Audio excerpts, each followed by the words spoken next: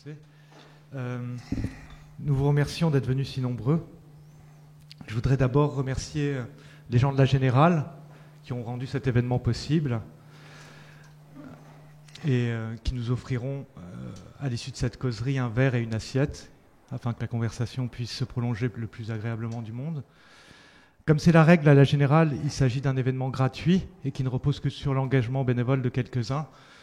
Mais grâce au panier qui est situé à côté du bar, il vous est possible de participer librement aux frais afin de garantir entre autres la bonne continuation de ce séminaire. Alors, depuis maintenant une quinzaine d'années qu'il est entré en philosophie, Mehdi Belhaj-Kassem a à plusieurs reprises tenu des séminaires pour ses amis dans lesquels il a puisé la matière de certains de ses livres. Mais ce séminaire qui s'ouvre aujourd'hui et qui se déroulera sur 12 séances de 2 heures, tous les deuxièmes dimanches du mois, et il est ouvert à tous, il sera filmé et mis en ligne au fur et à mesure. Et il fera également la part belle au dialogue avec la salle, puisque Mehdi, a priori, a prévu de consacrer les 3 derniers quarts d'heure de chaque séance à un jeu de questions-réponses. Cette ouverture inédite est sans doute le signe d'abord d'une maturité de la pensée de Belhaj-Kassem. En témoigne le colloque qui s'est tenu autour de sa pensée en mars dernier à l'école normale Sup, et dont la réussite n'est sans doute pas étrangère à la tenue de ce séminaire. Et ce séminaire ouvert est aussi le signe, sans doute, d'une urgence des temps présents qui, cela n'aura échappé à personne, atteignent en ce moment des records de bêtises et de perversité qui sont lourdes de menaces pour la suite. Or, si la philosophie de Belhaj-Kassem nous importe tant, c'est qu'elle s'impose comme une traversée de ce qu'il a parfois appelé le nihilisme démocratique, et dont l'un des visages est ce régime bien connu de l'ironie obligatoire, cette ironie qui, bizarrement, ne cesse de fortifier ce qu'elle moque. Et si Mehdi Belhaj-Kassem a sa trajectoire très singulière, cette trajectoire, on peut la résumer en 3 points. Mehdi Belhaj-Kassem est né au mi-temps des années 70. Il a d'abord fait profession d'écrivain expérimental, et s'il est devenu philosophe au crépuscule des années 1990, il aura toujours philosophé hors de l'université. Je reprends ces 3 points. D'abord, les années 1970 marquent sans aucun doute une brisure vertigineuse dans le cours de l'histoire. Non seulement elle signe, avec la disparition de Pasolini, écrira Belhaj-Kassem, la fin de l'héroïsme transgressif initié par Sade et relayé par les romantiques et les avant-gardes, mais plus amplement, elle marque l'avènement d'un désœuvrement de masse. Mehdi, qui a fêté ses 40 ans récemment, appartient donc à la première génération désœuvrée de l'histoire, celle qui est privée de tout idéal politique, esthétique, spirituel, et qui expérimente par tous les pores de sa peau l'effondrement des coordonnées métaphysiques, ce grand roman platonico-chrétien qui a donné sa forme même à l'Occident. Une antéforme, pour reprendre le titre d'un livre à la fois post-littéraire, parapsychotique et pré-philosophique, publié par Belhaj-Kassem en 1997. Bref, Mehdi Belhaj-Kassem est l'exact contemporain non pas de la mort de Dieu, encodé en philosophie par Nietzsche, mais de la démocratisation de la mort de Dieu, à la faveur de l'effondrement des idéologies révolutionnaires, de l'essor de la mondialisation financière et de l'explosion punk. Et c'est ce qui, me semble-t-il, rend sa pensée si précieuse. Elle métabolise une atmosphère métaphysique que par défaut nous disons absurde, mais qui à l'épreuve révèle sa logique propre. Cette métabolisation a lieu d'abord sous la forme d'une expérience littéraire. Mehdi Belhaj-Kassem connaît en 1993 une reconnaissance immédiate avec la publication de son premier roman, Cancer, écrit à 17 ans. Suivront 1993, Vie et mort d'Irène Lepic et L'antéforme. À chaque fois, il s'agit d'éprouver au ras du réel, c'est-à-dire au ras de ses affects, avec une sauvage innocence, pour reprendre le titre du film de Philippe Garrel, dont Belhaj-Kassem est les expériences subculturelles les plus trash, et une recherche politique du côté des pro-situationnistes.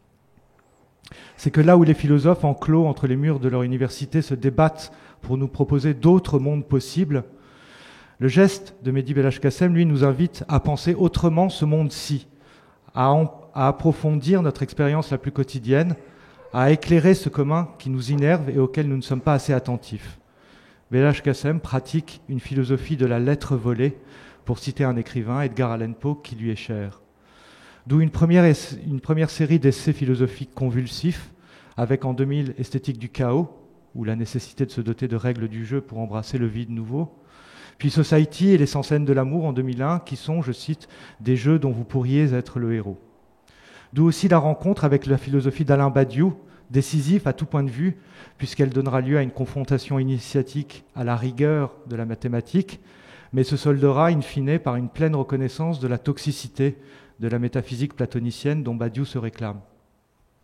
De ce point de vue, l'esprit du nihilisme, publié en 2009 par Badiou, est un premier accomplissement, une pensée en pleine possession de ses moyens qui trouve son point d'équilibre entre la systématicité de la philosophie et l'héritage des avant-gardes, et dont nous pouvons voir très clairement que son centre de gravité s'est radicalement déplacé, non plus du côté d'un dialogue avec Badiou et de son drame ontologique où le bien gagne toujours à la fin, mais du côté, comme en atteste la dernière partie du livre, du côté d'un dialogue avec ces Heideggeriens torturés que sont Philippe Lacoue-Labarthe et Rainer Schaumann, dialogue qui donne lieu à, je cite, un algèbre de la tragédie, qui est, on pourrait dire, une logique de l'éternel retour du mal. Le tonitruant après Badiou, qui fit grand bruit médiatique au printemps 2011 et marque la séparation d'avec le maître, n'est donc qu'une explicitation de ce qui s'était déjà joué en pensée, la reconnaissance que la démocratie à venir n'aura rien à voir avec une république platonicienne matinée de maoïsme, mais bien plutôt avec une authentique anarchie, qui est étymologiquement ce qui s'élance dans l'absence de fondation. Mais si anarchie il y a, elle est néanmoins orientée par les lois du fonctionnement humain, et là précisément est la tragédie. C'est aussi de cela dont parle Être et sexuation, publié cet automne. Là, Belhaj Kassem enregistre l'effet des gender studies, qui auront évidé toutes nos catégories du masculin et du féminin, et il les dépasse par une reprise de l'os même de notre expérience libidinale, désirante, inconsciente, qui est toujours déjà sexuée. Philosophie de la lettre volée, je dis, c'est qu'elle a en commun, loin d'être une manifestation vulgaire, faible, indigne de toute pensée, révèle au contraire l'essence même de la transgression, de toute transgression, à savoir une mimésis de l'appropriation de l'être par l'animal humain, une parodie qui tourne à vide, nous évite de regarder en face le destruction de l'espèce. Forger des armes qui permettraient pour chacun de se défaire de l'idéologie du nihilisme, comprendre que le nihil, la pulsion du rien, ne date pas des Sex Pistols, mais est à l'origine même de l'aventure humaine. Tel est donc l'enjeu de ce séminaire. Et c'est donc finalement assez logiquement que Belhaj Kassem a choisi de chambouler l'ordre alphabétique de son abécédaire, mais à celui de nihilisme. Et il sera suivi comme une ombre, si j'ose dire, par le motif d'ironie pour la prochaine séance. Mais j'en ai sans doute déjà trop dit, et laisse maintenant la parole à Mehdi. Merci beaucoup à Philippe Nassif pour cette excellente introduction. Merci énormément aux gens de la Générale d'avoir permis l'organisation de ce séminaire, disons, non standard, et dans un endroit manifestement très agréable et confortable. Et tout particulièrement, merci à mon ami Éric Dumarché, sans qui tout ça ne serait pas fait. Il est venu, en quelque sorte, arme au poing, me chercher dans ma retraite rousseauiste campagnarde. Il m'a ramené ici, en quelque sorte, par les cheveux. Donc voilà, je suis ici devant vous et j'accomplis mon devoir. Donc effectivement, je n'ai pas voulu commencer... on m'a demandé l'année dernière, alors au début ça a froissé ma modestie, de faire un abécédaire. Je me suis dit à 40 ans quand même, faire un abécédaire façon Deleuze, c'est un petit peu jeune. Mais je me suis aperçu que surtout que j'ai une réputation d'hermétisme, d'incompréhensibilité, etc. Et que pour exposer les grandes lignes de ma pensée, effectivement, c'était la formule de l'abécédaire, c'est avéré très très efficace. J'ai pas voulu commencer par l'appropriation parce que, en fait, le projet de ce séminaire, c'était il y a 6 mois. Je pensais que c'était tombé à l'eau et puis voilà, Eric m'a appelé il y a 2 semaines pour me dire que voilà, il fallait venir. C'est pour ça que je plaisantais là-dessus sur le fait que je sois. Je préférais prendre nihilisme parce que c'est le terme des 20-30 mots de cet abécédaire qui résume le mieux tout le projet. Donc je me lance dans l'explication. Contrairement à ce que le titre de l'entreprise semble indiquer, l'esprit du nihilisme, et donc qu'on s'est empressé de croire comprendre, c'est pas une philosophie du nihilisme qui, après tant d'autres, diagnostiquerait notre époque comme celle du nihilisme accompli. L'esprit du nihilisme est d'abord une déconstruction du concept de nihilisme. Alors certes, comme l'a dit dans une conférence à Normal Sup justement cette année, Tristan Garcia, très très belle conférence, Algèbre de la tragédie, qui est la dernière section de l'esprit du nihilisme et qui résume un peu l'essentiel de ma pensée, se présente d'abord comme une espèce de traversée homérique du nihilisme contemporain. J'appelais ça un nihilisme démocratique à un moment, on en parlera dans la prochaine séance. J'analyse d'autres concepts plus contemporains, et on les analysera aussi dans ces séances, comme le spectacle de Debord, le simulacre de Baudrillard, peut-être encore plus pointu le postmoderne de Lyotard, mais en aval de tous ces concepts diagnostiques de notre époque, spectacle, simulacre et postmodernité, il y a un concept plus ancien inventé par Nietzsche et qui prétendait délimiter notre époque pour 2 siècles, disait Nietzsche. Donc on est un siècle après qu'il l'ait annoncé, donc on risque d'avoir encore un siècle de nihilisme. Voilà, en aval de spectacle, de simulacre ou de postmodernité, les 30 dernières années, il y a le nihilisme. Donc au début, je croyais au nihilisme, mais au bout de la traversée, cette traversée, disons, du nihilisme contemporain, le nihilisme m'est apparu n'avoir été que le sobriquet de remplacement d'un concept beaucoup plus profond et ancien, dont la métaphysique classico-dogmatique n'a jamais voulu rien savoir, le concept de mal. Reste à savoir justement s'il s'agit d'un platonicien, la philosophie est hantée par ce spectre, celui du mal. Plus précisément encore, elle se définit littéralement et en tous sens, de faire du mal un spectre, de le fantomatiser, l'irréaliser. C'est le fameux mythe de la caverne, chez Platon, qui présidera près de 23 siècles d'a priori philosophique. Au début de la République, Platon dit bien que les mots sont en nombre beaucoup plus grand que les biens.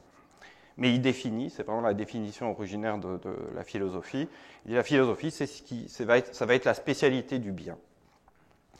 Résultat, le mal n'est plus considéré que comme une forme de moins bien, une illusion anthropologique qui nous barre l'accès par les étapes du mieux au souverain bien.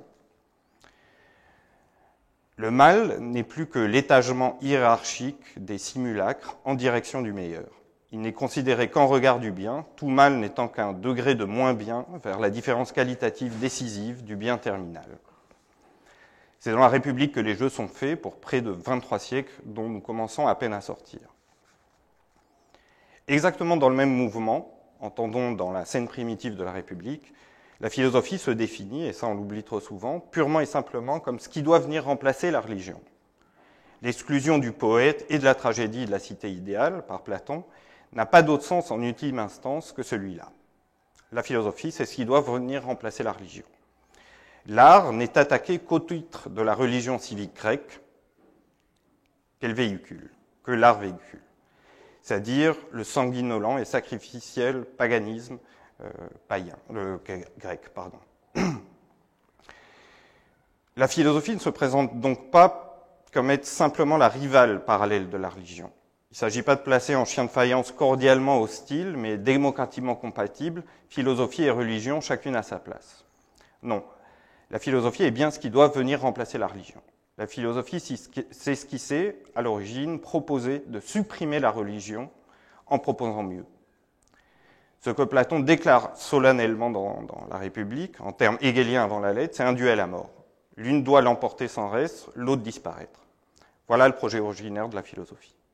Voilà ce que les philosophes oublient presque toujours, alors que nous vivons à l'époque où, plus que jamais, la question se pose avec la dernière violence. Le retour du religieux auquel on assiste aujourd'hui, sous forme de monstrueuses parodies planétaires, de l'islam dans l'islamisme, du christianisme dans l'évangélisme, du judaïsme dans le sionisme. De ce simple point de vue, Platon a historiquement échoué. La philosophie n'a pas supprimé la religion dans sa lutte à mort avec elle. Dans le conflit, c'est la philosophie qui a perdu. La religion, comme le maître hégélien, a consenti à ne pas supprimer la philosophie sans en rien conserver. La religion a consenti à laisser la vie sauve à la philosophie, à la condition qu'elle devienne sa servante, comme dans la lutte hégélienne par laquelle l'humanité s'engendre comme telle. L'esclave devient chez Hegel le travailleur, donc ce qui façonne l'humanité. Pas d'humanité sans technologie, sans travail. Saint Paul disait, nous sommes tous les ouvriers de Dieu, à commencer par la philosophie. Donc au lieu de mourir réellement et disparaître, l'esclave, la philosophie, rend les armes et devient un mort symbolique, un valet, un instrument vivant. L'esclave, le travailleur, de manière générale, l'animal technomimétique, l'homme, est aussi celui qui transforme les autres animaux et le gros de ses semblables en moyens technologiques. Et c'est l'une des figures, par ailleurs, que j'analyse comme celle du mal. Historiquement, la philosophie est devenue une servante, un esclave, un travailleur pour la religion, un instrument pour la religion. Donc Platon a perdu de ce point de vue-là. La philosophie naît donc en deux temps cruciaux, un par la forclusion du mal, comme on a vu, et la préposition exclusive au bien. Le philosophe, c'est le spécialiste du bien. Ensuite, par une déclaration de concurrence mortelle à la religion. Mon hypothèse de travail, ça a été que les deux moments sont profondément solidaires et que c'est ce point qui est resté inaperçu jusqu'ici. C'est cette solidarité entre les deux moments qui expliquera la suprématie ensuite de la religion sur ce qui entendait la remplacer. Alors, quelle est la différence de la religion? Tragique d'abord, il ne faut pas oublier que la tragédie grecque c'était de la religion. Judaïque ensuite, d'avec la philosophie. Il faut dire courageusement que la religion n'a pas été moins une pensée que la philosophie. Qu'elle est historiquement emportée, la philosophie doit aujourd'hui avoir l'humilité minimale syndicaliste de le reconnaître, qu'elle a perdu contre la religion. Reconnaître quoi? Que la religion a pensé, elle, la question du mal, sans essayer de l'y réaliser, ce qui est le péché originel de la philosophie. C'est le cas de le dire un peu en abîme. C'est le génie d'Échille et de Sophocle chez les Grecs, c'est le génie du judaïsme avec la doctrine du péché originel. Il est impossible de trouver dans l'archive philosophique première, grecque, un seul concept du mal. Il faut se tourner vers la Bible et vers la tragédie, puis sur l'entrefaite de la naissance du philosophique, qui se définit purement et simplement dans folklore le concept, vers les philosophes qui subordonnent leur pratique à la religion, saint Paul ou saint Augustin, pour trouver des concepts du mal dignes de ce nom. Autrement dit, il n'y a eu très très longtemps de concept de mal que religieux, et pas proprement philosophique. Ma question, c'est l'échec de la philosophie par rapport à ses prétentions déclarées de remplacer la religion, ne tient-elle pas à cet unique point? Alors que nous disent le judéo-chrétianisme, mais aussi les tragiques? L'exact contraire de ce que dit Platon. Revenons au mythe de la caverne. Platon nous explique que l'art, comme véhicule du religieux, se trompe à exhiber le mal partout. Il y a une complaisance pour Platon du mal à étaler le mal sous toutes ses formes. Ce sont les ombres de la caverne, et pour se défaire de ces ombres, de ces mauvais simulacres, de ces hallucinations, il faut s'inspirer, selon Platon, de la science, de la positivité, de la transparence épistémologique propre, notamment à la mathématique. La chose faite, la philosophie assurera à la cité une politique pleinement rationnelle où tout le monde soit heureusement assigné à sa juste place, la République, cette politique idéale que la religion a manifestement, aux yeux de Platon, échoué à organiser dans la cité grecque, et que la philosophie, elle, se propose d'accomplir en changeant de paradigme. Le mal n'y est donc conçu que comme simple retard hiérarchique accidentel sur le bien, comme simplement moins bien, et donc en ultime instance, à la lumière du bien souverain, de la mensuration principale suprême que construit la philosophie, comme rien du tout.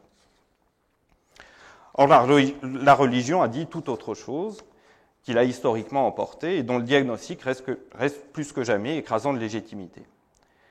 La science n'est pas source que de positivité, d'appropriation technique et cognitive, de suprématie écrasante de l'homme sur les autres étangs, sur laquelle la philosophie ne cessera jamais de s'extasier, de Platon, avec les mathématiques, à l'homme maître et possesseur de la nature de Descartes. La philosophie, au fond, c'est ce qui ne cesse de dire merci à la science, tandis que la religion, elle, souligne que le prix à payer pour l'homme d'être l'étang de la science sera très lourd. C'est ce que dit Échille, la souffrance infinie sera le prix à payer pour la science, et ce que dit évidemment la doctrine du péché originel dans l'Ancien Testament.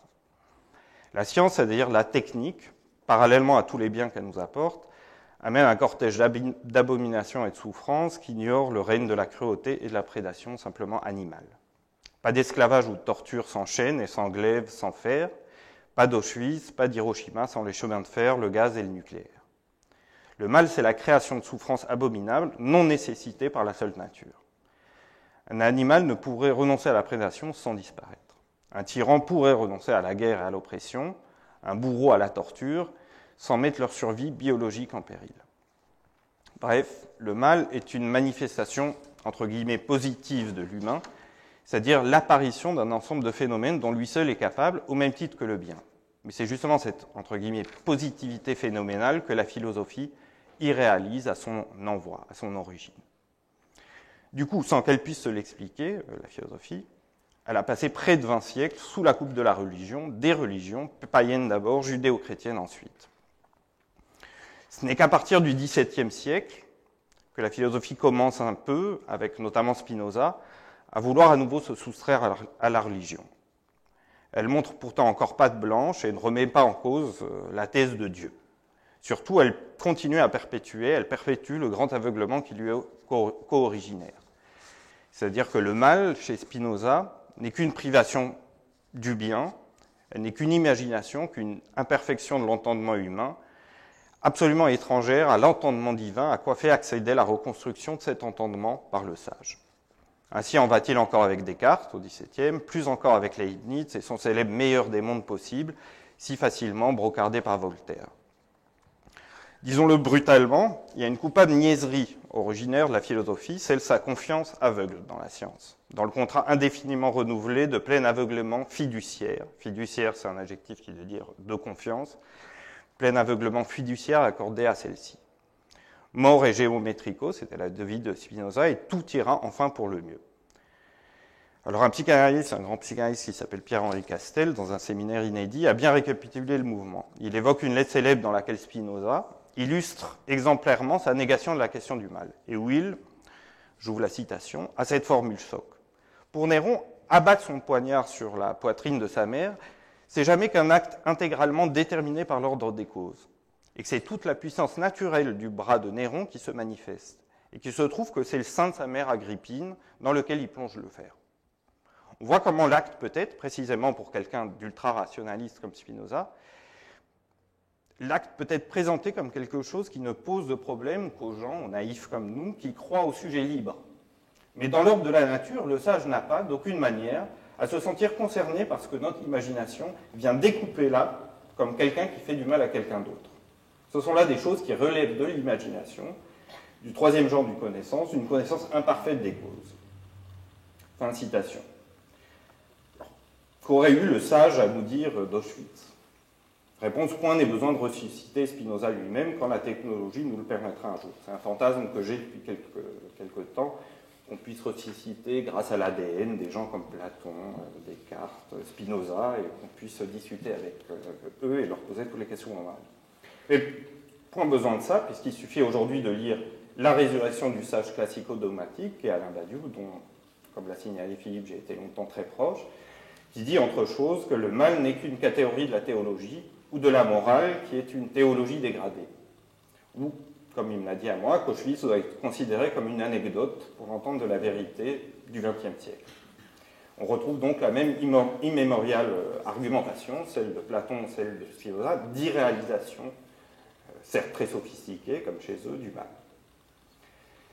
Les simulacres et les ombres de la caverne, le mal, ne sont pas, comme le croyait Platon, les stigmates d'un défaut de science. Par exemple, si vous prenez un animal très caverneux, la taupe, celle-ci ne manque d'absolument rien, et certainement pas de lumière scientifique. Les animaux ignorent le mal parce qu'ils ignorent la science. Ils en ignorent les biens, certes, mais ils en ignorent aussi les atrocités que seule la technique de l'esclavage antique à Auschwitz permet de perpétrer. Alors ils finissent par en savoir quelque chose passivement dans la domestication qu'on leur inflige, dans nos batteries et nos abattoirs industriels. Platon condamne l'art tragique au titre de simulacre, de mauvaise imitation, d'hallucination confuse, au profit de l'accès à la vraie nature antitative des choses. La vraie nature antitative des choses, ce sont les archétypes conceptuels inspirés du formalisme mathématique. Or, une grande part de mon travail, on y reviendra dans ces journées, s'emploie à démontrer que la mathématique elle-même, c'est ce que j'ai fini par comprendre dans ma fréquentation de Badiou, n'est pas autre chose qu'une imitation, quoique d'un autre genre que l'imitation artistique. Ce sera l'un des mots-clés, donc, ce sera l'un des mots de l'une de nos séances, mimésis, imitation. C'est Platon qui a été historiquement écouté et non Aristote. Et c'est ça l'histoire du nihilisme selon ses créateurs conceptuels, Nietzsche et Heidegger nommément. C'est-à-dire qu'on efface en quelque sorte les traces du crime, celui de l'imitation. On fait oublier que les formes mathématiques sont des imitations formelles, épurées des entités empiriques et réelles, Et ce sont ces imitations qu'on élève au rang d'entité supérieure, éternelle, donnant la mesure, c'est le cas de le dire, de tout le reste. On fait, pour finir, passer l'original, l'état empirique comme vous et moi, donc, pour une parodie confuse de l'épuration mimético-mathématique. Tous les grands dualismes métaphysiques bien connus, entre sensible et intelligible, entre le corps et l'âme, entre la matière et la forme, etc., sont d'extraction platonique. Et le nihilisme, selon Nietzsche et Heidegger, c'est le moment historique où tous ces dualismes s'effondrent, et en particulier leur valeur de mensuration principielle sur les états. C'est-à-dire la supériorité de l'éternité intelligible sur la fugacité du sensible, la supériorité de l'âme immortelle sur le corps périssable, la supériorité de la forme pure sur la matière qu'elle contient, etc., etc. En sorte du reste que même un renversement de ces hiérarchies, dira Heidegger, demeure ancré dans le nihilisme. Et même l'une des manifestations maximales du nihilisme lui-même, comme on constate très bien aujourd'hui. C'est-à-dire la simple valorisation du sensualisme fugace contre l'éternité spirituelle, du corps contre l'âme, de la matière grouillante contre la découpe formelle, etc. Dans nihilisme, il y a évidemment nihil, vide, et le fait que Platon ait fabriqué tous nos concepts directeurs sur l'éternité supposée des formes mathématiques, des imitations vides que sont les formes mathématiques de la matière. Le nihilisme, c'est l'époque historique où l'ensemble de la civilisation spirituelle qui s'est bâtie sur des concepts inspirés du paradigme mathématisant, sous l'impulsion platonique, contemple en quelque sorte le vide sur lequel tous ces principes les plus élevés se sont édifiés. Ce qui passait pour éternel et incorruptible se décompose alors, en quelques siècles, à une vitesse encore plus grande que les corps sensibles que tous ces principes étaient censés éterniser. C'est l'effondrement de tous ces principes que Nietzsche et Heidegger appellent nihilisme. À partir du moment où la hiérarchie des principes directeurs de la vie humaine se fonde sur la supposée éternité des imitations mathématiques, ce sont toutes les formes du mal qui sont à leur tour, on a vu, que des représentations confuses, des duplications de l'intelligible divin. La bonne imitation mathématico-principielle, c'est en fait passer pour l'original archétypique de tout ce qui existe, non seulement la tragédie, à quoi Platon reproche de n'imiter que des horreurs, c'est ça qui... La tragédie est condamnée comme une fausse imitation, mais pire encore, c'est cela qui est imité par la tragédie, c'est-à-dire les horreurs effectives, les atrocités qui avaient cours tous les jours dans la cité grecque. Ce sont ces horreurs et ces atrocités qui s'y réalisent, se fantomatisent, sont relégués au dernier rang des copies de ce qui est réellement. Sur ce point, la résurrection, évidemment, par Badiou du platonisme, résurrection très puissante, est on ne peut plus conséquente, puisque, s'agissant à nouveau frais d'une ontologie fondée sur la mathématique, une ontologie des formes éternelles, elle avoue carte sur table, cette fois, et contrairement à Platon, Badiou avoue carte sur table est une ontologie du vide pur. Laruelle appelle ça l'ontologie du vide. On pourrait ici me voir venir à gros sabots, puisque c'est un remake avoué de Platon, ça ne peut être qu'une philosophie secrètement nihiliste. Alors c'est un peu plus compliqué que ça, comme on va voir, puisque ce qu'il s'agit de récuser, c'est le concept même de nihilisme, par lequel même Nietzsche ou Heidegger demeurent pour moi platoniciens. Ce qu'il faut retenir, c'est que le nihilisme longtemps caché du platonisme, c'est-à-dire un ordre de concepts et de principes qui garantit à une civilisation de se vouloir et de se croire aussi éternel que les formes mathématiques sont censées l'être, a duré certes longtemps, plus de 2 millénaires, mais le nihilisme de cette pensée s'est révélé en ceci qui n'a justement duré que 2 millénaires et que ce système principiel s'est effondré. C'est le nihilisme. Walter Benjamin, à la fin de ses notes sur le concept d'histoire, cite comme ça un biologiste qui dit qu'à l'échelle de la vie sur Terre, l'homo sapiens, c'est 2 secondes dans une journée de 24 heures. Et que l'homme civilisé, nous, c'est 1/100 de seconde de la dernière minute de ces 24 heures. C'est la science elle-même, donc, sur laquelle s'est tellement extasiée la philosophie pour fonder l'éternité des principes auxquels obéir. C'est la science elle-même qui nous apprend donc que 2 millénaires sont en somme moins qu'un clin d'œil dans l'éternité cosmique, et toutes les promesses d'éternité principielles qui semblaient assurées par la construction platonicienne deviennent nulles et non avenues. Comme par hasard, si on veut encore s'y fier à ces éternités principielles, c'est vers les religions qu'on se tournera, mais telles que désormais elles sont devenues indépendantes de la philosophie, là où au Moyen-Âge et encore au XVIIe siècle, la philosophie, comme indiqué précédemment, sera la meilleure alliée argumentative et subordonnée, servante de la religion.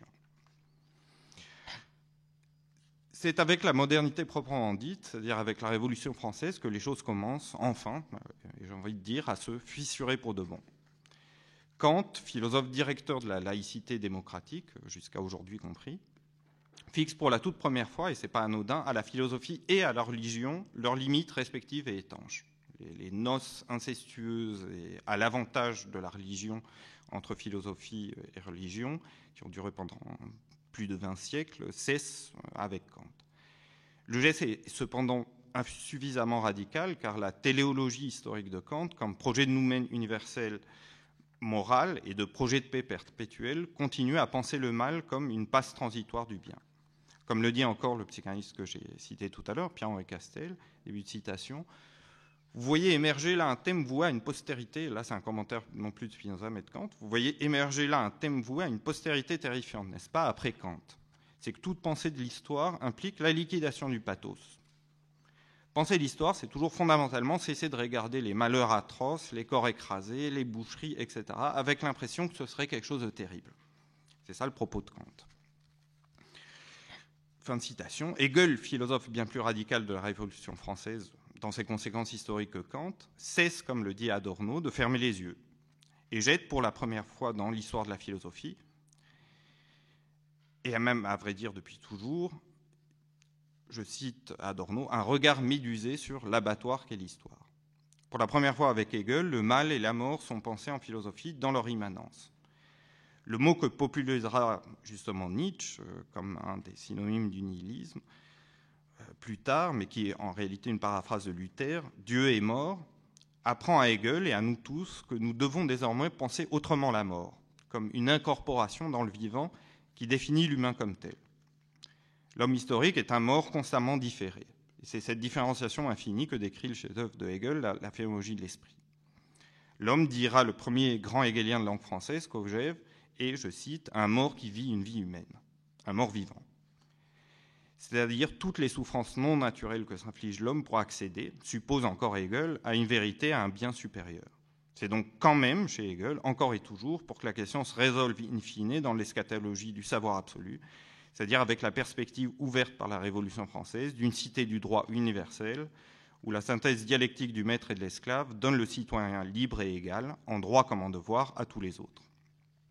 Bref, toujours dans le happy ending philosophique habituel d'un souverain bien. Mais cette fois-ci, contrairement aux religions, ici-bas. Marx ne fera que tirer à la ligne. Ce furent les équivalents laïques, disons, de la Jérusalem céleste d'Augustin ou de la Rome restaurée de Cicéron, c'est-à-dire en ultime instance du ciel platonicien. Il y a toujours un happy end en philosophie. C'est avec les deux compagnons de jeunesse de Hegel, Hölderlin et Schelling, que les choses commencent à se fissurer, enfin pour de bon. Hölderlin, avec sa réflexion géniale sur le tragique, que commente assez longuement ce texte Alger de la tragédie dont je vous ai parlé, réflexions qui le conduiront à la folie, comme chacun sait, découvre que l'histoire tout entière est catastrophe, que la Révolution française risque de ne tenir aucune de ses promesses, que l'irréalisation du mal, toujours résorbée dans l'un et l'identique des philosophes, est la plus ancienne de leurs illusions. Plus radicalement encore, Schelling, un très grand philosophe que très peu de gens lisent, avec un livre qui s'appelle « Les recherches philosophiques sur l'essence de la liberté humaine », expose pour la toute première fois de l'histoire de la philosophie, enfin un concept du mal. Heidegger, par exemple, tiendra ce texte pour l'accomplissement majeur de l'idéalisme spéculatif allemand et comme une réfutation anticipée, dit Heidegger, de Hegel. Nous devons prendre toute la mesure de cette estimation, s'agissant tout de même du plus grand moment de la philosophie mondiale depuis les Grecs. L'homme, dit Schelling, est libre parce qu'il est capable de bien et de mal. Si l'homme ne pouvait faire le mal, il serait tout simplement pas ce qu'il est, il serait encore un animal parmi d'innombrables autres. Aussi déplaisant que cela sonne à nos oreilles métaphysiques, la manifestation du mal est un phénomène pleinement positif, entre guillemets, de l'avènement de l'humanité comme telle. C'est ça que comprit Schelling pour la toute première fois de l'histoire de la philosophie. Il en coûte à un philosophe d'atteindre à l'acumène de la spéculation la plus ambitieuse depuis les Grecs, en aboutissant à cette très déplaisante conclusion. Pour cette raison même, à partir de la parution de ce texte, Schelling, comme par hasard, cessera toute manifestation éditoriale pendant près de 30 ans, sans cesser d'inlassablement écrire, mais en restant vraiment dans son coin. Il laissera son ami Hegel, qui lui devait tant au niveau de l'inspiration, triompher dans toute l'Europe. Marx, le simplificateur de Hegel, ne triomphera qu'au siècle suivant, le XXe. Ceci parce qu'aujourd'hui, comme hier, le philosophe est celui qui est supposé ne pas désespérer Billancourt. Schelling, dans son travail, a entrevu un abîme. Sa philosophie ne pouvait plus promettre, comme Hegel, quelque paradis terrestre que ce soit, quelque consolation que ce soit. Alors, en amont de tous ces glorieux Allemands, inspirés par la césure grandiose de la Révolution française, il y avait un précurseur, maudit lui aussi, Rousseau. Comme par hasard un Suisse, c'est-à-dire encore un protestant. C'est Rousseau, avec sa localisation de tout mal dans la césure entre nature et culture, qui fait l'homme, qui laïcise, c'est comme ça que j'appelle ça, le péché originel pour la première fois. À partir de Rousseau, on a ça, une laïcisation du péché originel. Rousseau revisite du même geste la césure aristotélicienne entre physis et techné.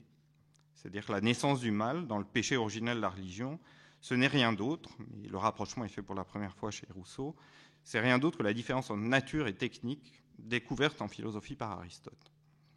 Pensée, celle de Rousseau, encore largement déformée aujourd'hui. Pensée qui pourtant donnera toutes les plus radicales révolutions de notre époque, politiquement bien sûr, la Révolution française, philosophiquement, c'est-à-dire que Kant et Hegel n'auraient pas émergé sans Luther, mais ils n'auraient rien trouvé de leur concept fondateur sans Rousseau. Même Marx et Darwin, on pourrait démontrer que sans Rousseau, ce n'est pas possible.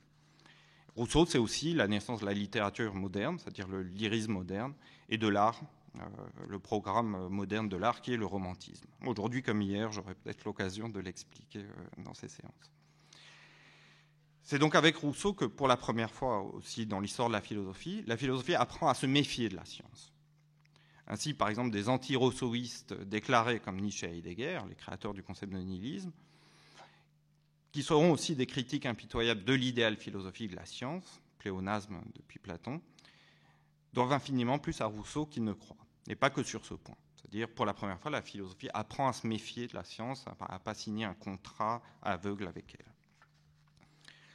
Alors, ce qui se passe après Kant, Hegel et Marx, c'est la fin d'au moins une chose, de la téléologie historique en philosophie, c'est-à-dire la philosophie qui assigne des buts terminaux positifs à l'humanité, de l'eschatologie positive qui rattachait encore la philosophie aux religieux.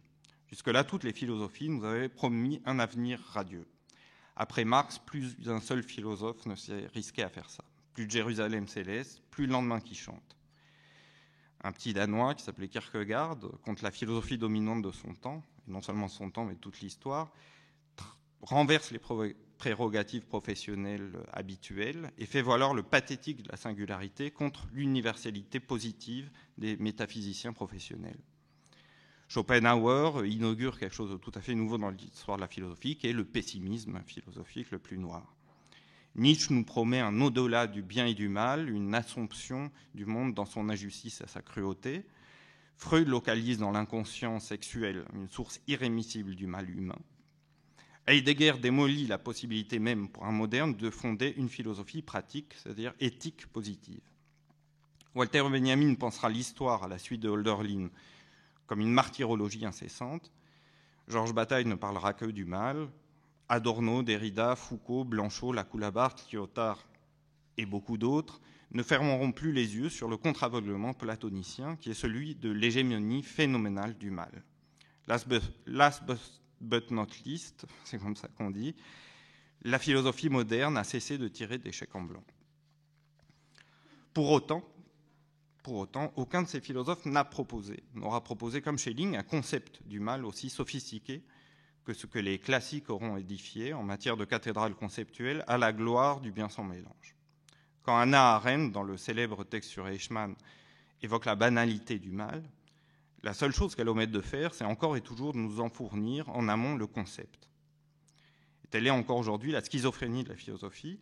Soit on lit et on écrit de la philosophie classiquement, c'est-à-dire en y recherchant toujours un eudémonisme, un universalisme positif du bien, pléonasme, encore, celui qui s'y trouve presque toujours, sans regarder aux conditions chaque fois précises qui l'avalisent et qui est une forclusion toujours méthodique et obsessionnelle, sophistiquée du mal, une irréalisation des atrocités qui ont rendu tout bien anthropologique possible. C'est ce que dira encore Walter Benjamin dans ses notes sur le concept d'histoire, qu'il a écrit, comme vous savez peut-être, quelques jours avant de se suicider en fuyant les nazis. Il faut désormais penser l'histoire non comme la succession d'événements grandioses et tournés vers le progrès, mais comme, je cite, une seule et unique catastrophe. Je cite encore, « Il n'est pas un témoignage de culture qui ne soit en même temps un témoignage de barbarie. » Dans ses notes sur Baudelaire, Walter Benjamin dira encore, phrases très difficiles à comprendre, mais qui sont pourtant pour moi absolument directrices, début de citation, « Il faut fonder l'idée de progrès sur l'idée de catastrophe. Que les choses continuent à aller ainsi, voilà la catastrophe.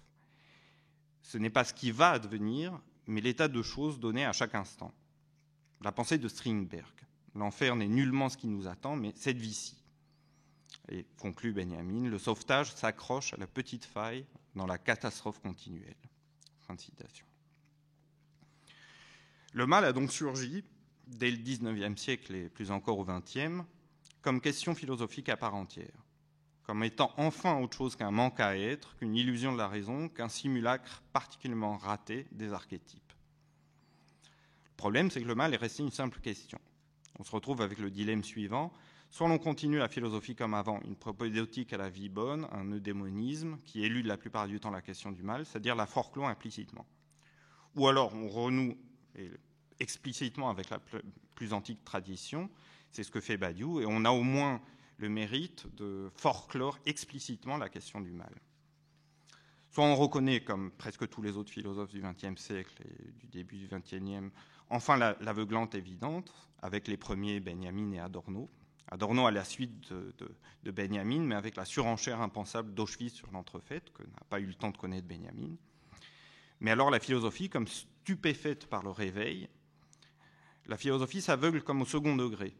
C'est-à-dire le mal est tellement évident qu'on s'estime quitte d'avoir à en proposer un concept aussi élaboré que les professionnels de la profession n'avaient rivalisé d'efforts pour construire celui du bien. Accablé par l'évidence du mal universel, on ne peut au mieux que le combattre ou le limiter, jamais vraiment l'expliquer. Et malgré mon admiration pour Adorno, c'est vrai même de lui qui ne trouve au mal que des explications généralement sociologico-politiques, pour aller très vite. Alors revenons sur un des symptômes majeurs de l'aveuglement, le conflit originaire de la philosophie et de la religion. Conflit tourné si longtemps à l'avantage de cette dernière, alors même que c'est la philosophie qui avait déclaré les hostilités entre les deux. Les dernières eschatologies philosophiques, la kantienne, l'hegélienne et la marxiste, mais aussi en un sens la nietzschéenne, auront tout de même réussi à donner l'illusion, pendant près de 2 siècles, que la philosophie allait enfin réussir là où Platon avait échoué, c'est-à-dire supprimer définitivement le religieux, le supplanter. C'est particulièrement évident avec le marxisme, avec le communisme réellement existant. Et c'est sans nul hasard depuis l'effondrement patent de ce dernier, du marxisme et des communismes réellement existants, à part parodiquement en Chine et moins parodiquement en Corée du Nord, que la religion, partout ailleurs, l'emporte à nouveau. Et à plate couture, contre la philosophie, quasiment tombée, il faut bien le dire, la plupart du temps, à l'état de pratique culturelle et consumériste parmi d'autres.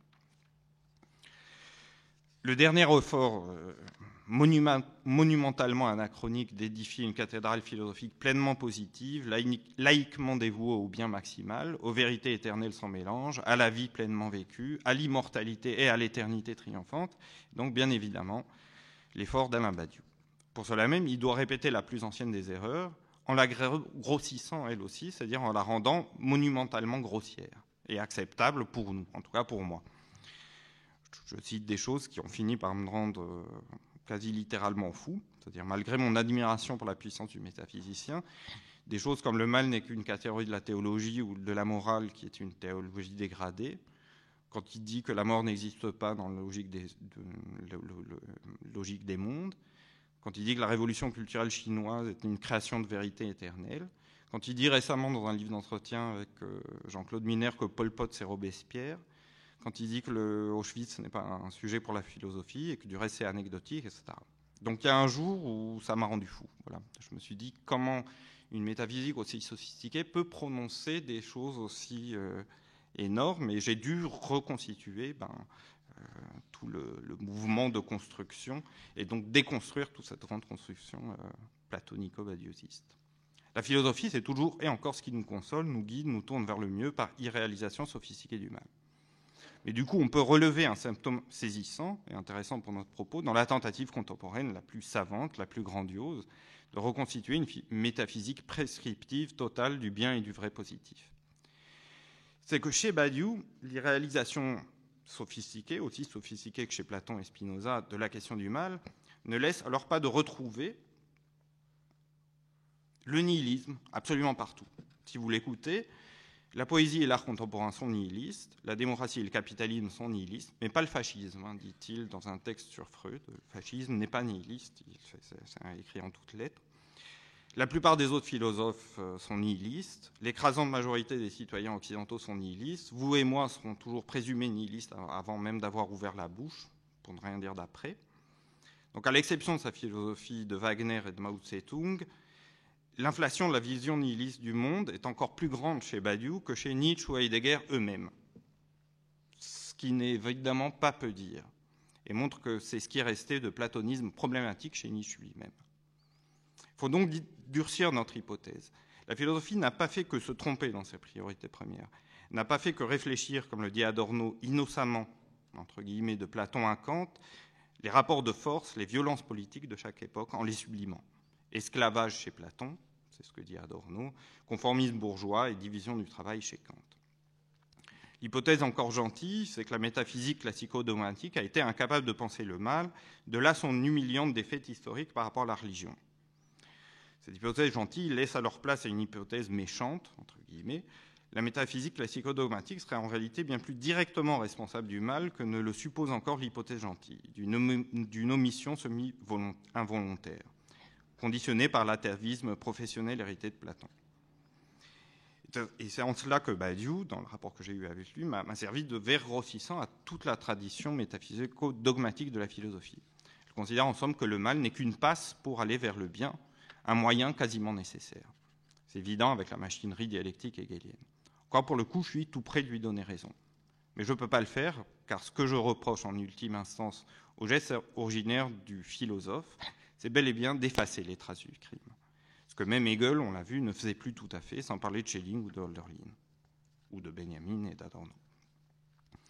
Le crime, le mal, ne réside pas tellement dans le fait qu'il ait fallu surenchérir sur le crime qui n'en était pas encore un, c'est-à-dire la prédation et la cruauté simplement animale, mais bel et bien dans cette opération d'oblitération de la métaphysique, dans ce fait d'effacer les traces. La métaphysique dogmatico-classique devra alors désormais répondre, c'est un procès, de sa responsabilité directe dans la perpétuation du mal, par le déni forcené, osons dire psychotique, de celui-ci. Ça a été ça pour moi, Badiou, pris comme verre grossissant de la tradition classico-dogmatique de la métaphysique, qu'on pensait périmée depuis Kant et Heidegger.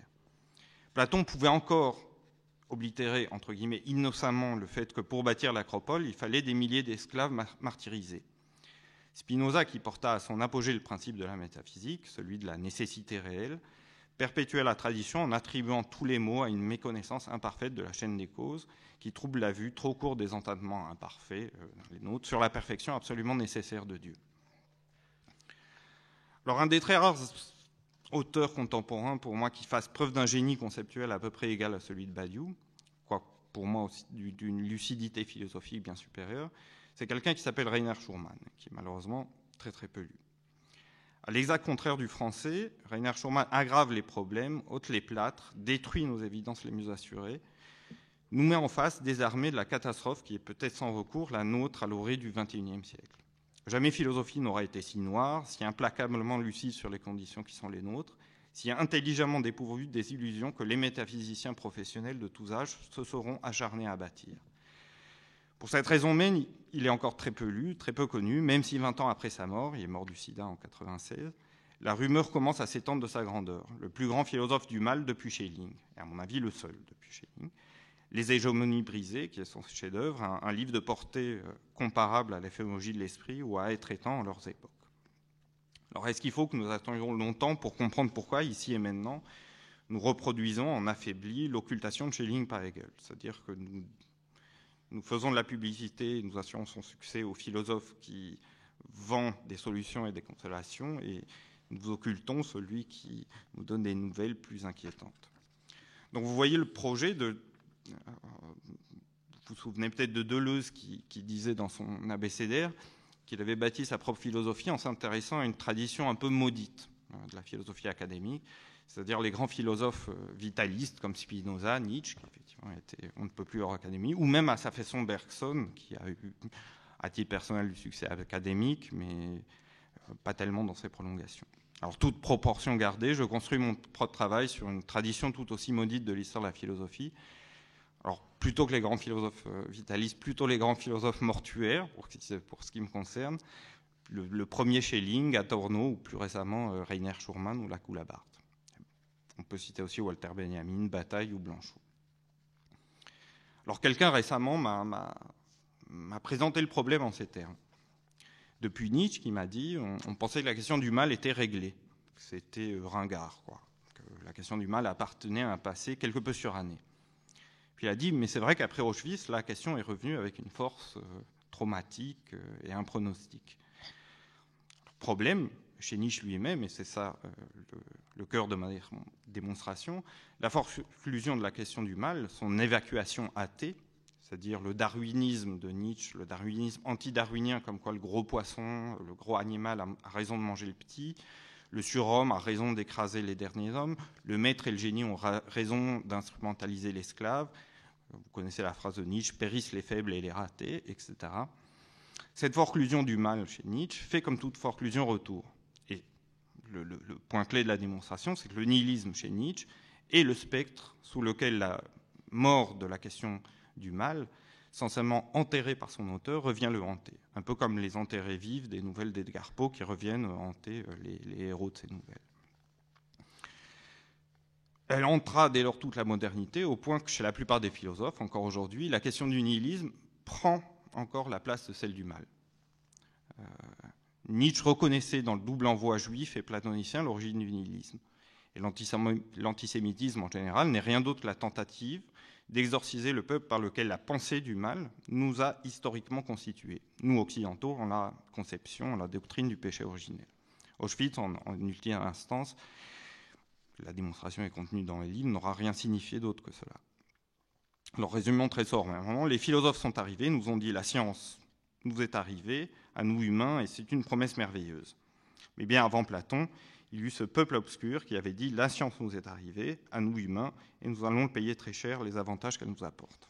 Mais les tragiques avaient déjà dit ça, d'où leur conclusion volontaire par Platon. Schelling fissure l'édifice de manière plus décisive encore. Si le mal est l'une des preuves de la liberté en tant qu'humaine, c'est justement parce qu'elle ne relève d'aucune nécessité réelle. Il n'y a rien de plus anti-métaphysique que de dire ça.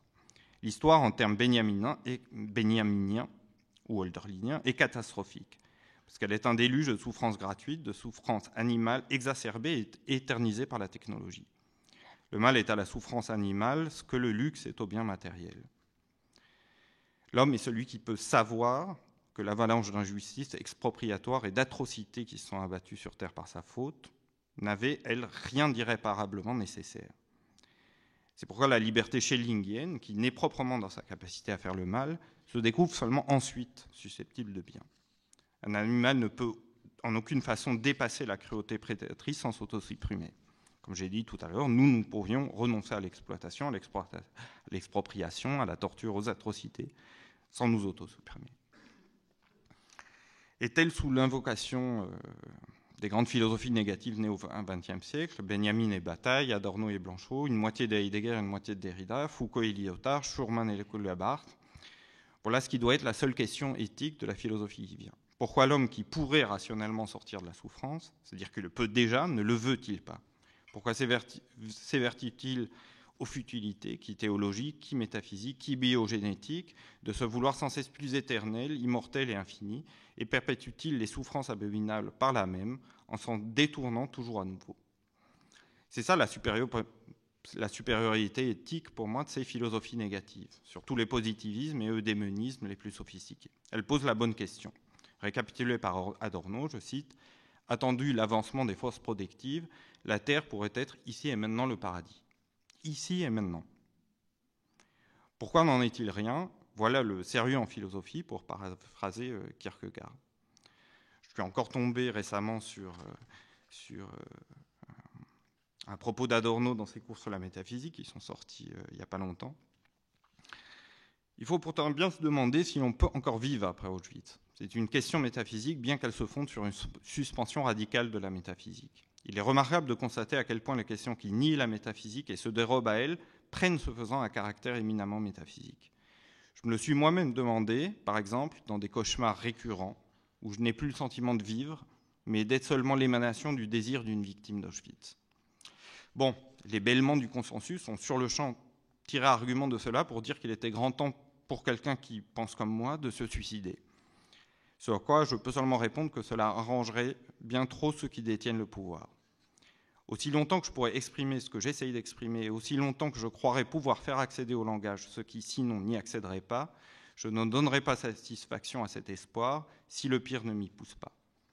Ce qui est dit dans Mort sans sépulture, l'une des plus importantes pièces de Sartre, qui pour cette raison n'est presque jamais jouée en Allemagne, doit être prise de façon très sérieuse comme une question métaphysique. C'est le personnage d'un jeune résistant qui s'y demande si l'on peut ou à quoi bon vivre dans un monde où des hommes vous tapent dessus jusqu'à vous casser les os. Puisqu'elle porte sur la possibilité d'une affirmation de la vie, cette question ne peut pas être éludée. J'aurais tendance à croire que toute pensée qui ne s'est pas mesurée à cette problématique, qui ne l'adopte pas théoriquement, démissionne d'avance devant ce sur quoi il faut réfléchir. Que pour cette raison, elle ne mérite même plus d'être appelée pensée. Ce sont donc bien ces philosophies négatives qui recèlent pour moi le seul noyau de non-désespoir, contrairement aux apparences, qui vaillent à l'heure de notre siècle. Parce qu'elles savent, contrairement à la métaphysique classico-dogmatique dont le grand revival est aujourd'hui Badiou, que le mal n'a rien d'une fatalité insurmontable et rien d'une nécessité transitoire en direction du bien. Donc voilà ma thèse. Le nihilisme fut la toute dernière, la plus sophistiquée des manières qu'eut tout au long de son histoire la philosophie d'irréaliser le mal. À la suite de Nietzsche et de Heidegger, plusieurs générations de philosophes, mais aussi de littérateurs, se seront creusés la tête à trouver le Graal de ce qu'ils appellent le dépassement du nihilisme. Et à chaque fois, sont rentrés parfaitement bredouilles. La solution était fort simple, il fallait cesser de considérer le nihilisme comme une espèce de facticité, d'ambiance, d'atmosphère qu'on respirerait chaque jour, et démonter en grenure par grenure la mécanique par laquelle Nietzsche reconstitue, c'est ça que je fais dans l'esprit du nihilisme, Nietzsche reconstitue la question même du mal là où il crut l'avoir évacué avec le concept de nihilisme. C'est pour ça que dans mon travail, les vues de Hölderlin et Benjamin, leur philosophie de l'histoire restée embryonnaire, spectrale, livrée à nous comme des bouteilles à la mer, me servent à me passer de la thèse historiale du nihilisme par Nietzsche et Heidegger. C'est-à-dire que dans ces philosophies, on apprend qu'il n'y a jamais eu aucun âge d'or, ni avant ni après, ni grec, ni romain, ni Renaissance, ni Belle Époque. Il n'y a pas de Jérusalem céleste, de lendemain qui chante, de Dieu non contradictoire non plus. Toutes les époques ont été malheureuses, toutes les réussites et la civilisation se sont constituées sur un fond immonde d'échecs et de martyrs existentiels ultra-majoritaires, et de la barbarie qu'on dénonce toujours comme l'opposé du monde civilisé, sans s'étonner qu'elle surgisse jamais qu'à la condition du monde civilisé. C'est-à-dire de la culture anthropologique et technologique.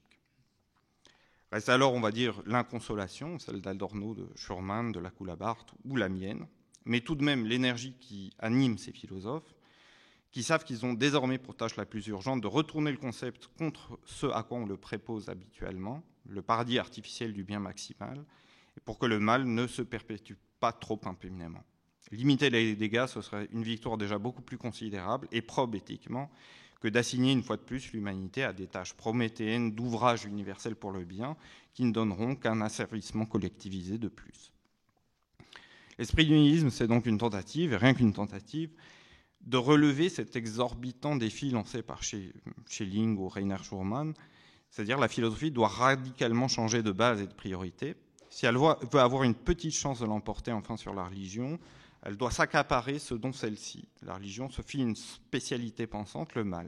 Elle doit faire comme l'ont fait toutes les grandes métaphysiques de la forclusion normative, de Platon à Badiou en passant par saint Thomas ou Spinoza, et mettre l'universel positif en bas de l'échelle des priorités et la singularité La singularité pour la métaphysique classico-dogmatique, c'est la racine insignifiante de tout mal, c'est ce qu'il y a de moins important, mettre la singularité en haut. Elle doit proposer du mal à une phénoménologie aussi rigoureuse que ne le fut celle platonicienne du bien ou hegelienne de l'esprit. Alors j'en suis pas encore tout à fait là, mais je me console en me disant qu'en philosophie, 40 ans, c'est l'âge du nourrisson. J'ai pas du tout fêté mes 40 ans, comme disait Philippe, ça m'a beaucoup déprimé. Mais en philosophie, ça va, je me sens très jeune. Pour atteindre autant que possible cet objectif, la philosophie doit déconstruire le concept par lequel nous oblitérons encore la question du mal, justement le nihilisme par lequel nous diagnostiquons notre époque. J'ai démontré dans mon travail qu'en allant au bout, à l'extrême limite de ces ressources diagnostiques, du concept de nihilisme, son concept s'effondrait. L'essence du nihilisme n'a rien de nihiliste. Alors ce que j'appelais encore il y a quelques années le nihilisme démocratique, et dont on parlera dans la prochaine séance, sous forme spectacle, parodie, simulacre, ce que j'appelais il y a quelques années le nihilisme démocratique contemporain n'est que l'ultime forme et guère la plus violente que prend une question beaucoup plus immémoriale, et qui est donc celle du mal. Telle doit être la conclusion. Philosophe, encore un effort, si vous voulez terrasser la religion, et le nihilisme de la laïcité contemporaine en même temps. Les deux, on le constate tous les jours, sont dialectiquement complices. C'est parce que la laïcité contemporaine, démocratique, la nôtre, est entre guillemets, par provision nihiliste, que la religion, voilà, il y a une complicité entre les deux. Soyez réellement courageux, voire sacrificiel, pourquoi pas héroïque. Cessez de vous prélasser dans le prescriptif, le démonisme, l'utopie plus ou moins bien tempérée. À la suite de Rousseau, Schelling ou Schurman, attaquez-vous à la racine du nihilisme contemporain, qui est une question bien plus ancienne même que celle du bien de la philosophie, qui naît par une erreur de diagnostic à son sujet, celle du mal. Par là, nous aurons cessé et de vendre des fausses promesses, seul point par où nous aurons été les complices immémoriaux et si longtemps soumis des religions, et de consoler. Mais nous contribuerons peut-être à éviter ce par quoi ces fausses promesses et surtout les erreurs de diagnostic qui les ont promis se sont soldées. Une catastrophe définitive, absolue et sans trace, qui pour la première fois de toute l'histoire est devenue une possibilité effective, déjà en train de se réaliser sous nos yeux.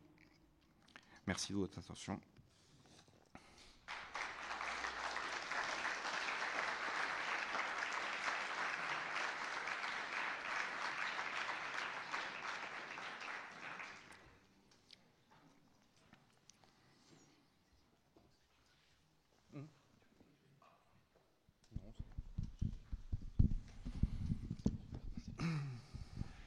Bien.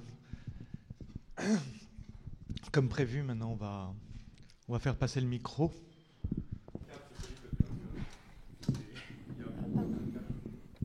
Pourriez-vous expliquer l'absence de concept du mal dans la thèse d'Hannah Arendt? Parce que vous l'avez évoqué tout à l'heure sans véritablement préciser. Ce que je dis, c'est que le mal s'impose avec une telle évidence que la philosophie s'estime quitte d'en avoir produit le concept. Arendt nous dit c'est mal ce qu'ont fait les nazis, mais elle ne nous explique pas comment une genèse du mal, comment voilà. Il n'y a pas ça non plus chez Adorno il s'agit comme je dis, là, il sait comment le mal est apparu sur Terre. Comment il y a eu. C'est une genèse au sens, comme Husserl parlait de genèse. Il s'agit de faire la genèse de l'apparition du mal sur Terre. Il n'y a pas de concept de mal chez Hannah Arendt. Elle se contente de constater le fait accompli, en quelque sorte. Parce qu'elle tente aussi quelque part de redéfinir notre vision du mal. Mm-hmm. Et en la redéfinissant, peut-être que c'est une façon d'arriver à ce concept-là. Oui, tout à fait. Une bonne voie légitime, c'est-à-dire en accomplissant, voilà. Moi, je trouve Adorno plus fort sur cette question que elle, mais oui, Eichmann en accomplissant aveuglément son devoir. Voilà. Je n'ai pas de réponse très sur Hannah Arendt. J'ai plus de réponses sur mon propre travail.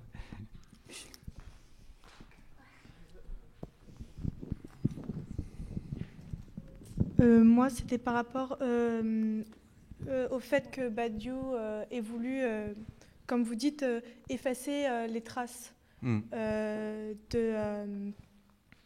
Effacer les traces. Et au final, ce ne serait pas plutôt une volonté pour déresponsabiliser l'homme, parce que ne pas effacer les traces, ce serait peut-être une façon d'assumer les horreurs historiques et Ah oui, l'histoire. tout à fait, voilà. Et le fardeau. Et au final, ce serait une Bah, façon c'est-à-dire ce qu'il y a de, enfin, admirable dans son, dans ce volontarisme, comme vous dites, forcené chez Badiou. C'est vraiment, lui, il va jusqu'au bout. On pensait quelque chose.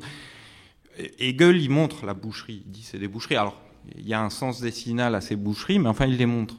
Chez Badiou, c'est même pas, c'est vraiment irréalisé. Donc, c'est sans doute pour s'amender lui-même de son maoïsme. C'est beaucoup plus complexe que ça. C'est-à-dire que dans mon travail, il y a, on parlait des mathématiques, et c'est pour ça que, contrairement à ce que certains ont compris à mon après-Badiou, c'est sûr qu'il y avait un style un peu inhabituel. Enfin, on n'écrit pas des livres comme ça à l'université, donc il y avait un côté pamphlétaire, mais c'est pas un livre qui est bagatelle pour un massacre. La déconstruction que je fais de Badiou est extrêmement sophistiquée. Et chez lui, cette forclusion du mal, il faut montrer, comme sa thèse, comme quoi la mathématique, ça serait l'ontologie, par exemple, c'est cette thèse aussi qui s'est effondrée un jour pour moi.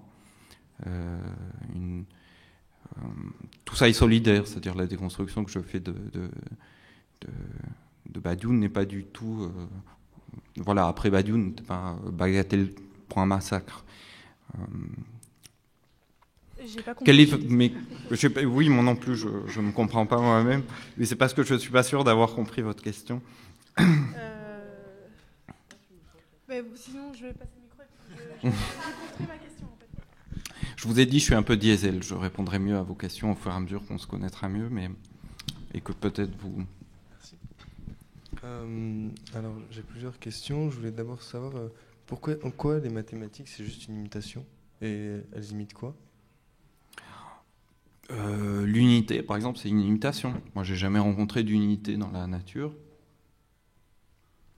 Vous dites que vous en avez jamais rencontré dans la nature ? Non, j'ai jamais rencontré d'unité. Les mathématiques, elles n'imitent pas la nature, donc. De quoi ? Donc justement, elles n'imitent pas la nature dans ce cas-là. Et donc ? Donc c'est pas une imitation ? Si, c'est une imitation, parce que ça, c'est un des points clés de mon travail. Ce qui est imité devient toujours autre chose. Donc ça peut devenir les mathématiques. La tragédie imite les horreurs, mais c'est pas une horreur. C'est-à-dire, c'est le fameux effet de la catharsis, qui veut pas tout dire purgation, au sens où on prend un vomitif pour se débarrasser des choses. Ça, c'est un des points clés d'Aristote. C'est dans la vie, personne n'aime éprouver de la terreur et de la pitié. Si quelqu'un arrive avec un flingue chez vous la nuit, commence à vous torturer, vous fait sauter la balle, la tête à 5 heures du matin, ça sera très désagréable. Si vous regardez le film qui décrit ça, ça va rester de la terreur, c'est-à-dire vous allez avoir peur, mais ça va être une peur qui va devenir extrêmement voluptueuse. Et bien la mathématique, c'est pareil, ça transforme des structures existantes en autre chose. Ce qui est imité devient autre chose. Simplement, la transformation, l'alchimie mathématique n'est pas la même que l'alchimie, disons, artistique. La musique imite des sons et ça donne autre chose que les sons qui sont donnés dans la nature. C'est pourquoi, mais Aristote lui-même le voyait pas comme ça. Mimésis et technologie, c'est la même chose. C'est-à-dire la capacité qu'a l'être humain d'imiter les choses les transforme toujours en quelque chose de différent. À peine avons-nous imité, c'est pour ça qu'il faut réhabiliter, et c'est un des points clés de la sortie du nihilisme, c'est réhabiliter le concept de mimésis, qui est très mal vu par la tradition philosophique, et démontrer que nous, êtres humains, chaque fois qu'on imite quelque chose, ça donne autre chose. Et ça donne quelque chose de faux ? C'est-à-dire qu'en partant de quelque chose de vrai... Si vous dites... ça va à l'encontre de toute logique. C'est toujours sur la mathématique que vous posez la question. Oui, mais le vrai implique que le vrai. Il n'implique jamais le faux. Dans les mathématiques ? Oui, c'est sûr, mais dans son ordre propre. C'est ça qui est très compliqué avec Badiou, parce que par exemple, si vous dites les mathématiques sont l'ontologie, je donne un exemple précis, parce que à Normal Sup, j'étais avec Philippe Petit qui m'interviewait, et puis lui, comme il aime bien Badiou, il m'a coupé quand j'ai commencé à entreprendre une déconstruction du concept d'état chez Badiou. Par exemple, en mathématiques, alors il va nous dire les mathématiques sont l'ontologie. Ensuite, il va dire... Il y a le théorème du point d'excès de Gödel qui démontre que si vous prenez une entité, un ensemble, l'ensemble des parties excède toujours l'ensemble de ses éléments. la représentation excède toujours la présentation. Et donc il va dire l'État excède toujours et un excès infini sur ce dont il est l'État. Alors après il va nous dire, bon, l'État en ce sens-là, au sens ontologique, c'est-à-dire c'est quelque chose qui vaut pour une planète, qui vaut pour un gaz, qui vaut pour une molécule, l'ensemble des parties d'une molécule sont en excès sur les éléments de la molécule. Mais il va dire c'est pareil que l'État politique. Alors l'État politique, comme chacun sait, est en excès sur nous en tant que corps matériel, etc. Mais d'un autre côté, il nous dit communisme. Il nous dit on va abolir l'État. On va abolir l'État un jour, je suis communiste. Le but, c'est d'abolir l'État. Alors il faut s'entendre. Soit la mathématique, c'est l'ontologie, c'est ce qu'il dit. C'est-à-dire c'est des entités éternelles qui resteront toujours. Une des phrases qu'il dit, c'est les mathématiques sont l'histoire de l'éternité. Donc il faut savoir, soit l'État est là pour toujours et on ne peut pas l'abolir, soit c'est une loi ontologique, comme il le dit, soit on peut l'abolir dans l'ordre de la politique avec le communisme. Alors dans mon travail, j'ai montré qu'en réalité, c'était n'importe quoi, que l'État ontologique au sens mathématique n'avait rien à voir avec le phénomène de constitution de l'État politique au sens où nous l'entendons, que c'était une immense trompe-l'œil, un château de cartes chez Badiou. Et pour dire que qu'est-ce qui est vrai dans les mathématiques ? Elles ont vraiment une portée ontologique. Moi, je ne crois pas. Je ne crois plus à cette thèse platonicienne ou cartésienne ou badiouxiste de les choses, sous prétexte que les mathématiques sont toujours vraies, elles rendent compte de la nature même des choses. Je pense que la mathématique ment. Elle est très pratique, mais elle ment. Je pense qu'il y a quelque chose d'instrumental dans les mathématiques. Moi, j'ai jamais vu d'égalité dans la nature. Voilà. Le concept de binovicité, par exemple, chez Badiou, à quoi il donne une portée ontologique. Pour moi, ça n'a aucune portée ontologique. La théorie leibnizienne que reprend Badiou telle qu'elle des indiscernables, ça veut dire que si entre deux entités, vous pouvez indiquer aucune différence, c'est qu'elles sont strictement les mêmes. Alors pour moi, ça n'a pas la moindre portée ontologique. J'ai fini par revenir à ce qui a été une des grandes subversions du XXe siècle, c'est la philosophie de la différence. Badiou, c'est une philosophie de l'identité. Et c'est tellement vrai ce que je dis que dans la nature, vous ne trouverez jamais deux étangs parfaitement égaux, sauf dans la technologie, c'est-à-dire dans ce qui est fabriqué de main d'homme. Là, vous trouverez deux verres parfaitement identiques. Vous ne trouverez jamais deux roses parfaitement identiques, mais vous trouverez deux verres parfaitement identiques, deux stylos. C'est la technologie qui fabrique de l'identique. L'exemple que je donne toujours, c'est 2001, l'Odyssée de l'espace. Vous vous souvenez, le monolithe. Pourquoi ça nous fait peur, le monolithe, quand il apparaît comme ça, au milieu des singes, sur une autre planète, etc. C'est terrorisant, cette vision du monolithe, parce qu'on se dit, mais c'est pas possible. En fait, on est conscient que toutes ces formes géométriques, il n'y a pas de cercle dans la nature, il n'y a pas de carré, il n'y a pas de triangle, il n'y a pas de... C'est nous qui les avons inventés. Une fois qu'on invente ces formes mathématiques-là, on en fabrique des artefacts technologiques. Mais si on voyait ça sur une autre planète, on serait terrorisé, parce qu'on se dirait, non, c'est pas naturel. Le monolithe, on se dit... Ah oui, alors, il doit y avoir une présence extraterrestre qui a fabriqué ça. C'est pour ça que ça fait très peur. On se dit, la nature ne peut pas avoir fabriqué ça. Donc, quelque part, on est conscient, comme dit Aristote, peut-être que les mathématiques tout entières, en fait, c'est pas parce qu'elles sont vraies dans leur discursivité propre qu'elles ont une portée ontologique comme ça. Et à apprendre et à laisser, à mon avis, dans les mathématiques, voilà, pour ce qui est de la portée ontologique. J'ai essayé de répondre comme... Merci.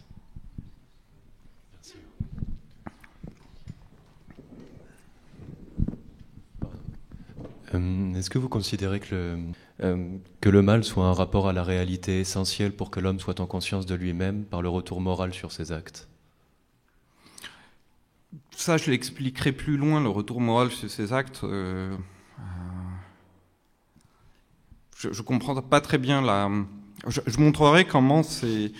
Au début, le crime, le péché originel, c'est quoi ? C'est quand l'animal devient technologique. L'animal humain devient technologique. Ça commence avec la transformation de la cueillette en agriculture, la prédation devient la chasse. Au début, il n'y a qu'une différence de degré entre la cruauté humaine et la cruauté animale. Et puis très vite, on s'aperçoit que, c'est le cas de le dire en abîme, la technologie devient une différence vraiment de nature et pas seulement de degré avec la nature. Et c'est là que surgit le mal. Mais il faut montrer comment la morale surgit et non pas juger moralement de comment ça se passe. Voilà. Et plus avant, alors juste en laissant tomber la morale, que le mal, par rapport à ce que vous dites, soit justement un rapport primordial à la réalité pour que l'homme soit en conscience de lui-même. C'est ça, c'est-à-dire il ne faut pas l'expliquer en termes moraux dans un premier temps, il ne faut pas expliquer le mal en termes moraux, mais en termes phénoménologiques et techniques. Du reste, le mal, en ultime instance, n'est autre que la technologie elle-même, mais pas au sens, c'est pas un jugement moral. Il faut bien comprendre, c'est une description technique.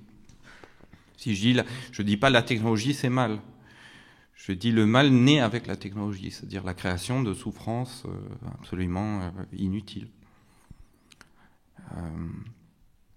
Et c'est là qu'apparaît la morale. Mais c'est d'abord descriptif. Il n'y a pas de morale dans mon travail. Mon travail est descriptif. Il décrit comment les choses naissent, comment elles se fabriquent. Voilà. Je ne dis pas la technologie c'est mal. La technologie, elle est arrivée. La question c'est, sommes-nous capables de faire un autre usage de la technologie que celui qui a été fait jusqu'ici? C'est quand même ça la question contemporaine urgente. Est-ce qu'on peut avoir un rapport à la technologie qui soit différent, autre que simplement instrumental et autre qu'aveugle? Alors des fois je suis tellement désespéré que je me dis que la technologie va gagner, qu'elle va... voilà. De même que l'humain a dépassé l'humanité, je pense que peut-être, comme on voit encore une fois dans 2001 l'Odyssée de l'espace, peut-être que la technologie va s'autonomiser et fonctionner. C'est des trucs encore inédits que j'ai chez moi, et comme ça me fait très peur, je publie pas ça. Mais en gros, et si la technologie c'était Dieu? Voilà. En gros, c'est ça que j'essaie de développer en ce moment. C'est-à-dire ce que la tradition métaphysique et théologique, et j'aime bien lire toute l'histoire de la théologie et de la philosophie, mais même des philosophes contemporains, à cette lumière-là, en posant la question très simple, tous les prédicats qu'ils attribuent à Dieu, par exemple la mémoire totale de Bergson, telle que revisitée chez Teilhard de Chardin, je ne vois pas pourquoi il s'exténue conceptuellement à essayer de construire un concept de la mémoire totale auquel je n'ai jamais rien compris, même chez Deleuze. Enfin, je comprends, mais je comprends que c'est incompréhensible chez Deleuze, c'est-à-dire le virtuel total. Et je me dis, tout à coup, si je pense à la technologie, par exemple, ben là, la mémoire totale existe. C'est une mémoire sans conscience, mais c'est Dieu. Voilà, c'est Dieu, c'est la mémoire totale. La technologie stocke tout. Aucun de nous, en tant qu'être humain singulier, ne peut accéder à cette mémoire totale de Deleuze et Bergson. La technologie, elle le peut. Etc., etc. Et à chaque fois, voilà, Saint Paul dit, nous sommes tous les ouvriers de Dieu. En fait, c'est littéral, nous sommes tous ouvriers. Et Dieu, c'est le monde technologique. On n'en a pas fabriqué d'autres. Et en retour, l'immortalité que promettait la métaphysique, c'est la technologie qui va la réaliser. Mais par rapport à la conscience de soi, je voulais dire que si le mal est justement une instance qui ne nous est propre que dans la conception de la forme, de ce qu'on fait par rapport à la technique, est-ce que si le mal n'était pas, de la même manière que pour les animaux, qu'on puisse le concevoir ainsi, justement nous n'aurions pas conscience de nous en tant que tels, puisque c'est par le retour sur nos actes et sur la compréhension de ce qui n'est pas que mais une multiplicité de faits qui nous permet d'être. Et donc que ce mal nous permet de savoir que l'on est. Tout à fait. Et puis, dans mon travail, le mal, c'est la base. Je vous rassure tout de suite, c'est pas à peine que vous avez... La prochaine fois, je parlerai de la question de la forme que prend, entre guillemets, le nihilisme aujourd'hui, qui est la question de l'ironie, voilà, de second degré, justement de la parodie, de l'imitation. Je vais pas vous accabler d'horreur tout le temps. C'était vraiment le premier séminaire pour dire oui, la base de mon travail philosophique est entièrement négative, mais après je passe pas mon temps à. Et comme vous dites, oui, de revenir sur nos actes. Le but n'est pas de culpabiliser à outrance. La culpabilité, elle est déjà là. Le but, c'est de penser autrement. Tout ça, voilà. Le but, c'est pas d'accabler, de faire du moralisme, justement. C'est de regarder les choses telles qu'elles sont. Elles vont tout de même pas excessivement bien, mais de comprendre. C'est comme, je sais pas pourquoi, en philosophie, les gens réfléchissent pas comme avec l'art. C'est-à-dire, vous pouvez voir des musiques, vous pouvez voir des films très noirs, des livres très... des musiques très sombres, et ça ne vous fait pas déprimer. En philosophie, on a l'impression que dès que c'est Rainer Schurman, Adorno, moi, ce qui me fait déprimer, c'est la mauvaise philosophie. Je lis Michel Onfray, ça me bousille ma journée, parce que c'est mauvais. Rainer Schurman, alors que c'est le philosophe le plus noir, le plus désespéré de toute l'histoire de la philosophie, ne me déprime jamais, parce que je comprends comment fonctionnent les choses. Et en particulier les pires des choses. Donc je ne comprends pas très bien pourquoi souvent en philosophie, parce qu'on sans doute, c'est ce que j'essaye d'expliquer, par atavisme en miroir, les gens, ce qu'ils demandent à la philosophie, c'est des consolations, des solutions, dites-nous comment faire, etc. Je ne vois pas pourquoi on n'a pas un même rapport à la philosophie. Voilà, si je lis Baudelaire, j'attends pas. Si je lis Lautréamont ou Sade, ou si je vais voir un David Lynch, j'attends pas de voir des choses jolies et agréables. J'attends une transformation du. Alors, en philosophie, ça ne fonctionne pas de la même manière, mais peut-être voilà. Parce qu'en philosophie, on demande la réflexion et qu'en art, on la propose. Oui, et puis pour ce qui est, comme je vous ai dit, de la définition originaire même de la philosophie. C'est-à-dire, la philosophie, le philosophe, c'est le spécialiste du bien. C'est vraiment... Platon, au début, il le dit, oui, je reconnais qu'il y a beaucoup plus d'horreur sur Terre que de bien, mais c'est pour ça qu'il faut se concentrer uniquement sur le bien, et puis il s'emballe. Il fait comme les grands héros tragiques, justement. Ça serait vraiment... je suis étonné d'ailleurs que personne n'ait... Il faudrait que je le fasse moi-même un jour, de montrer comment, j'allais dire, Platon agit exactement comme un héros tragique, comme Oedipe. C'est-à-dire, il commet un crime, il n'en est pas conscient, et sur ce crime, il surenchérit, il maximise, il devient mégalo. C'est ce qui arrive à Oedipe, c'est ce qui arrive aussi à Antigone. Et cette mégalomanie finit par s'effondrer. Voilà. Tous les philosophes qui m'intéressent ont médité là-dessus. Et s'il est tragique, c'est un peu Platon lu par Sophocle. Voilà. Sophocle plus lucide sur Platon que Platon sur Sophocle.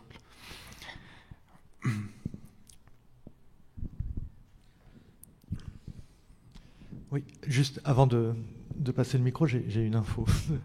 Comme quoi on vient de résoudre le problème du chauffage et que la prochaine fois, quand vous allez revenir, il fera plus chaud.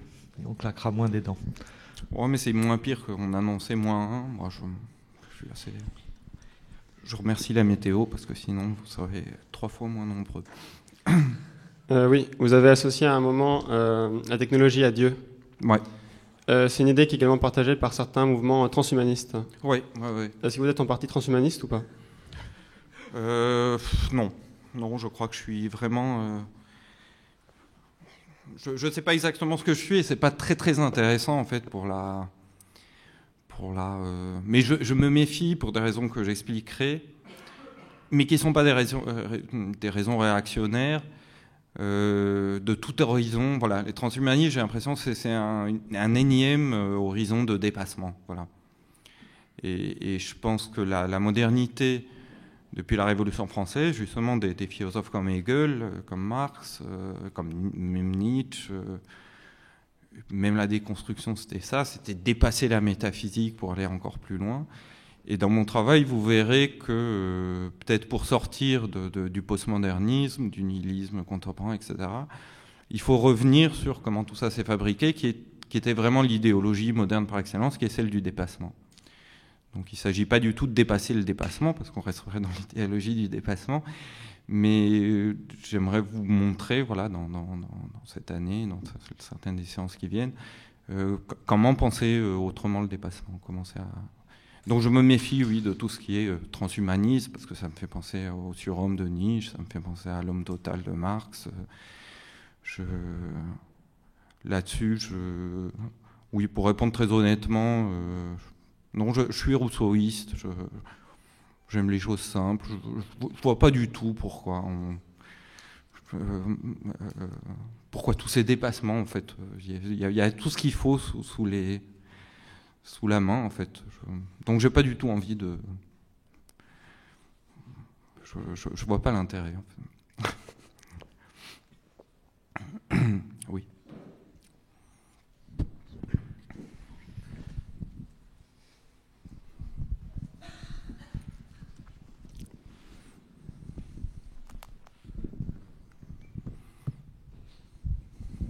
Bon, chacun voulant voir ce qu'il veut voir dans toutes ces questions, moi j'ai deux choses qui me préoccupent. C'est un peu facile, le mot technologie peut être un mot qui peut être réducteur.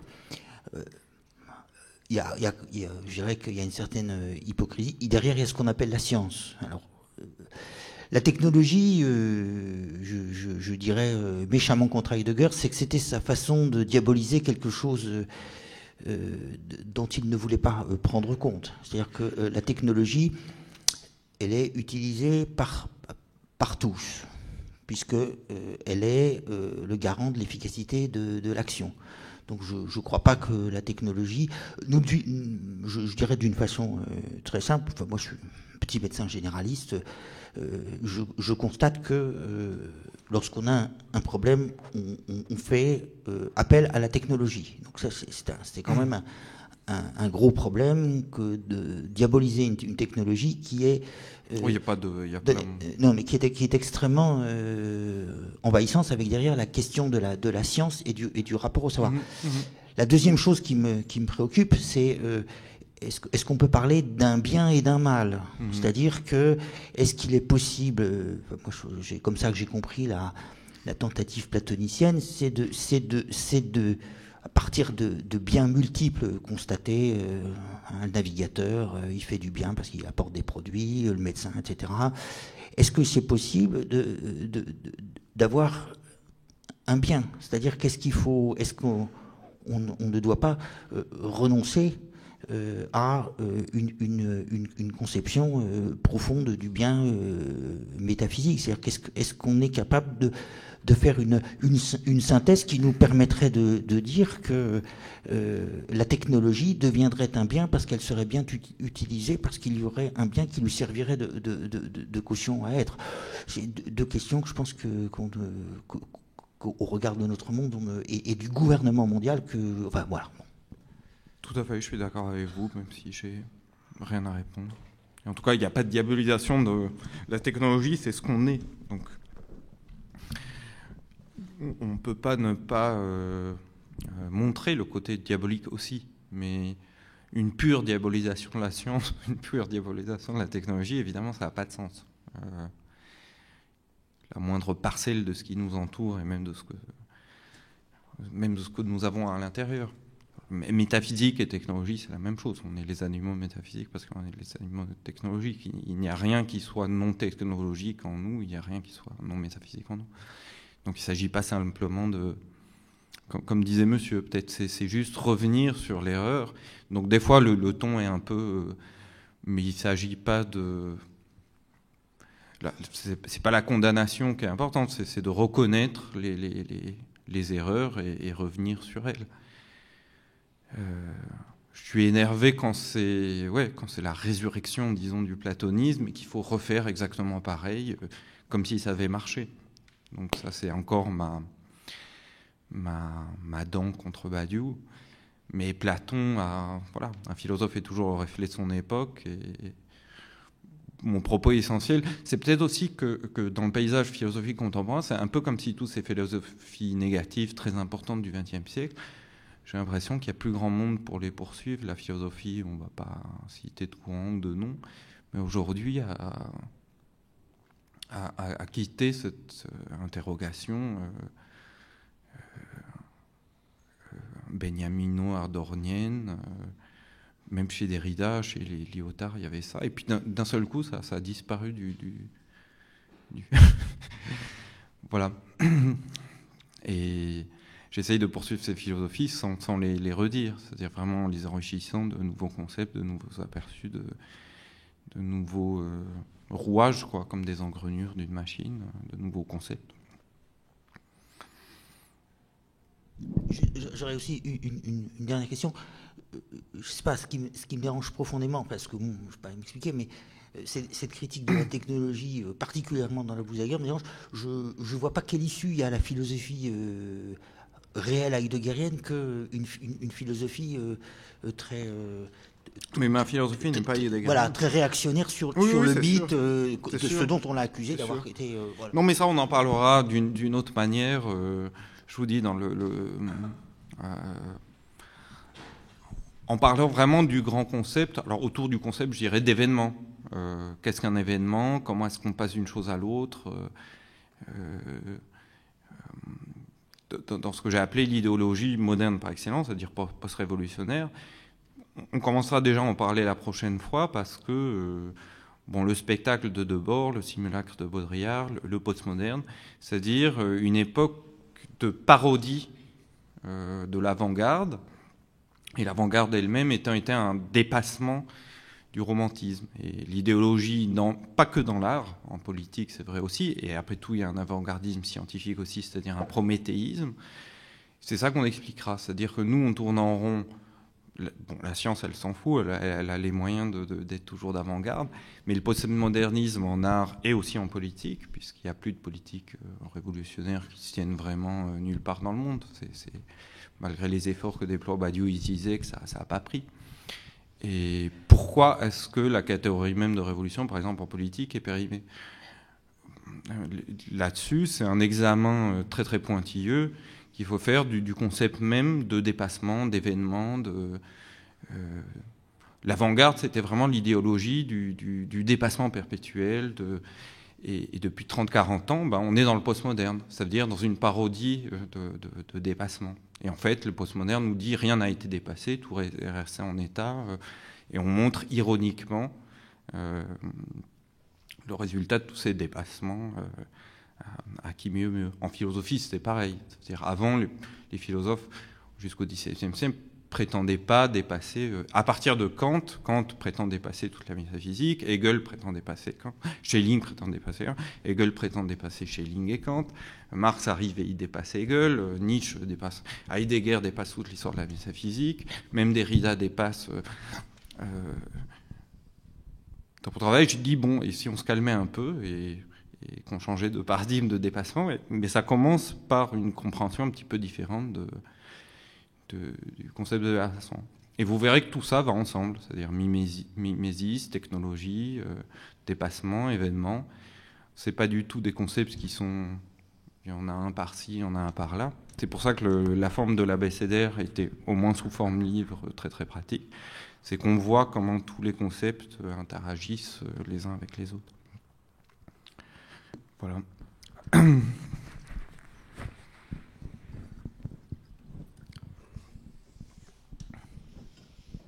Une dernière, et puis on va boire un coup. Oui, comment vous êtes séparé de Badiou, en fait? Vous avez parlé souvent de lui, donc... J'ai essayé d'expliquer un peu pourquoi. Enfin, il y avait des... Il y a plein d'éléments, mais quelque chose, c'est une philosophie en laquelle j'ai beaucoup cru. J'avais beaucoup, et j'ai toujours beaucoup d'admiration pour la puissance métaphysique de son travail. Mais disons qu'il y avait des choses qui me disaient, que je trouvais de plus en plus énormes, et qui me rendaient littéralement fou. J'étais quand même très proche de ce monsieur, mais je trouvais ce qu'il disait inacceptable. Et j'ai dû prendre des distances, et pour prendre des distances, il ne s'agit pas juste d'être un peu bourru et de dire je prends mes distances, mais poliment et cordialement. Il fallait vraiment que ça se fasse sur le mode de la violence, de l'exorcisme, du rejet, quoi. Pour que je réussisse à comprendre pourquoi ces énoncés me scandalisaient et sincèrement me rendaient fou. Enfin, quand je dis me rendaient fou, c'est pas un jeu de mots. Ça va mieux maintenant, je vous rassure.